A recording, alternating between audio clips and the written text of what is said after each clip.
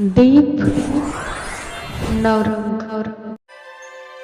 महात्मा ने इस पिंजड़े का दरवाज़ा खोल दिया और शेर आज़ाद हो गया। बहुत बहुत धन्यवाद महात्मा जी।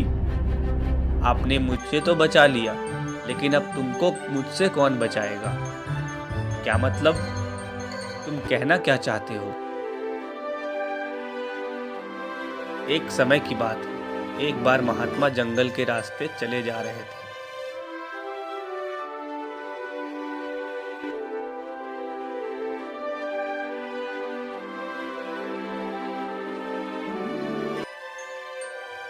हे भगवान, आज तो इस जंगल में ऐसे भटक गया हूँ कि इस जंगल से बाहर निकलने का कोई रास्ता ही नज़र नहीं आ रहा और भूख भी जोर की लगी है। महात्मा जी मुझे बचाइए, मुझे इस कैद से बाहर निकालिए, नहीं तो मैं मर जाऊंगा। अरे ये कैसी आवाज़ है, जैसे मुझे कोई पुकार रहा है। तो महात्मा ने इधर उधर देखा। तभी महात्मा की नज़र पिंजड़े के कैद शेर पर पड़ी। तभी महात्मा जी शेर को बचाने के लिए आगे बढ़े।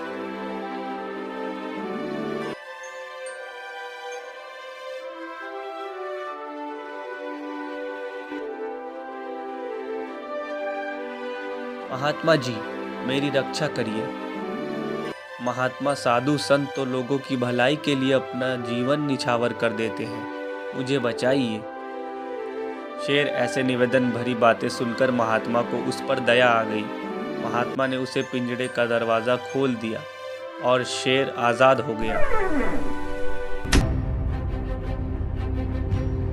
बहुत बहुत धन्यवाद महात्मा जी।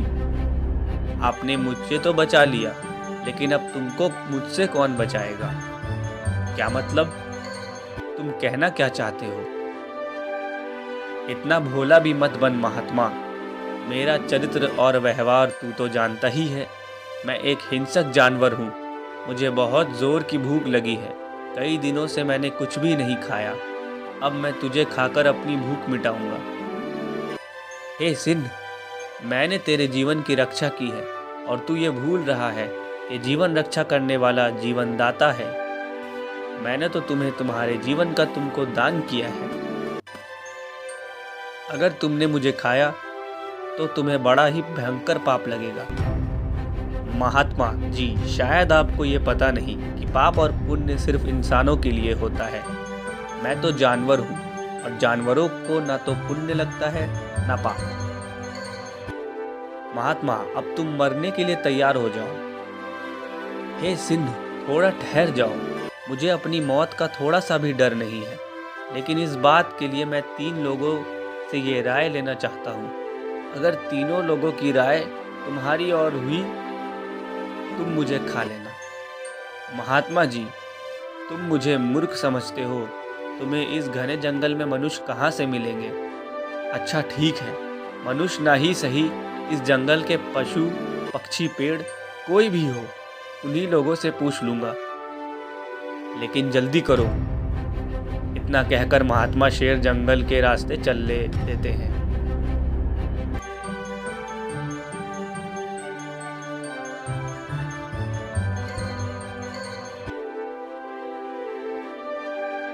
आगे जाकर महात्मा एक पेड़ के नीचे रुकते हैं और पेड़ को कहते हैं, हे वृक्ष, आंखें खोलो। प्रणाम महात्मा जी। आयुष्मान भव, खुश रहो, खूब फूलो फलो। कहिए महात्मा जी, मैं आपकी क्या सेवा कर सकता हूँ? हे वृक्ष, मैंने इस शेर को पिंजड़े से बाहर निकाला, इसे आज़ाद किया और इसका जीवन बचाया, लेकिन अब ये मुझे ही खाना चाहता है। क्या यह सही है? बिल्कुल महात्मा जी, क्योंकि संसार में भलाई का ज़माना ही नहीं है। मैं अपनी साया से लोगों पर कितना उपकार करता हूँ, तब जाकर मेरी ही साया में आराम करते हैं। धूप से परेशान लोग भी मेरी छाया का आनंद लेते हैं। मैं उन्हें शीतल हवा देता हूँ, फल देता हूँ, लेकिन मनुष्य लोग मुझ पर ही पत्थर फेंकते हैं। मेरी टहनियों को शाखाओं को काट लेते हैं, मुझे दुख देते हैं। ये यहाँ तक ज़रूरत पड़ने पर मुझे जड़ सहित काट ले जाते हैं और मेरी मृत्यु कर देते हैं। इस दुनिया में अच्छाई है ही नहीं। अगर आपने इस शख्स पर अपनी अच्छाई दिखाई है तो ये जानते हुए भी कि ये हिंसक जानवर है, तब भी आपने एक हिंसक शेर पर अपनी अच्छाई दिखाई, ये जानते हुए भी कि ये खतरनाक जानवर है, तो आपने बहुत बड़ी भूल की है। इसलिए अगर आपको ये खा भी जाए तो सही है। देख महात्मा, मैं सही कह रहा था। ठीक है शेर, चलो किसी दूसरे से पूछ लेते हैं। इतना कहकर दोनों आगे की तरफ बढ़े।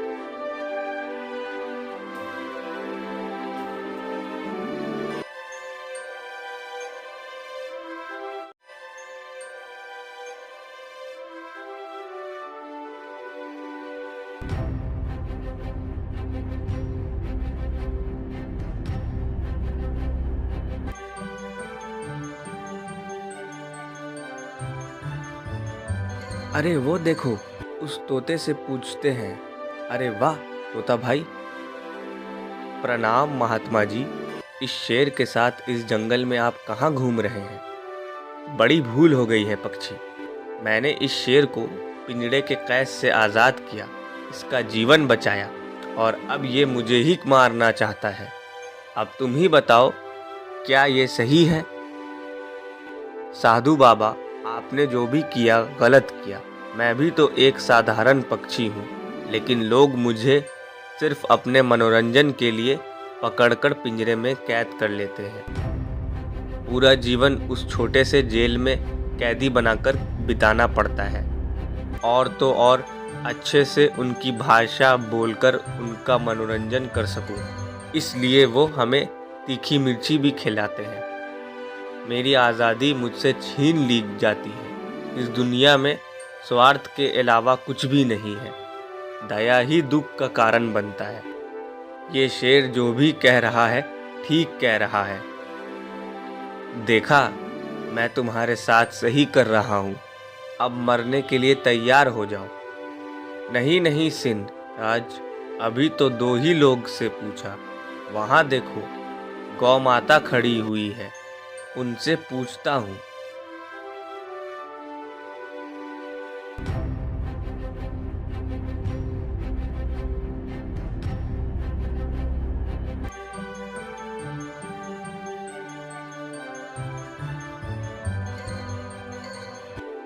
है गौ माँ, मैं इस शेर को पिंजड़े से आज़ाद किया, इसके जीवन की रक्षा की, लेकिन अब ये धोखेबाज शेर मुझे ही मार कर खाना चाहता है।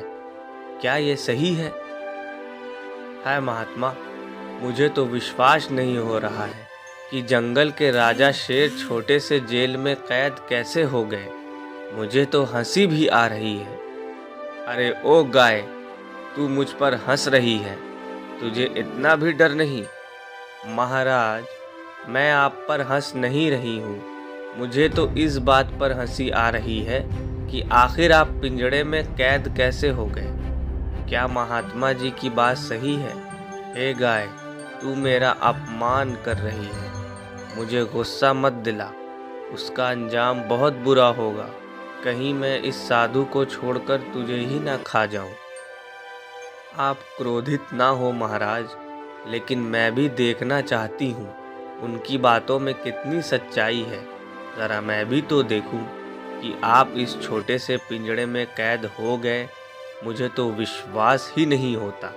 तो चल, मैं तुझे दिखाता हूँ कि मैं उस छोटे से पिंजड़े में कैद कैसे हुआ था।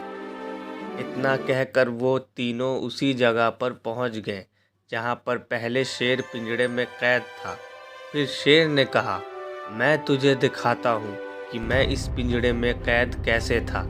इतना कहकर शेर उस पिंजड़े के अंदर चला गया। तभी गाय ने महात्मा को इशारा किया और महात्मा ने उस पिंजड़े का दरवाज़ा बंद कर दिया। इस तरह से वो बेवकूफ़ शेर अपनी ही बातों में फंस गया। अरे ये क्या कर रहे हो? दरवाज़ा खोलो, दरवाज़ा खोलो। अरे मूर्ख शेर, तू अब इस पिंजड़े में ही कैद रह, तू इसके लायक है गौ माता। आपके कारण आज मेरी जान बच गई, नहीं तो यह शेर तो मुझे मार ही डालता। हे महात्मा, दुष्ट दुराचारी अधर्मी लोगों पर कभी भी विश्वास नहीं करना चाहिए। क्योंकि दुष्टों का स्वभाव ही दुष्टता करना ही है। सांप को चाहे जितना भी दूध पिलाओ, लेकिन मौका मिलते ही वो जरूर डसता है। दूध पीने से भी उसका जहर कम नहीं होता। इसी तरह किसी जहरीले बिच्छू से चाहे जितना भी प्रेम दुलार करो, चाहे भले ही उसकी पीठ सहलाओ, वो अपना विशाल डंक जरूर मारता है।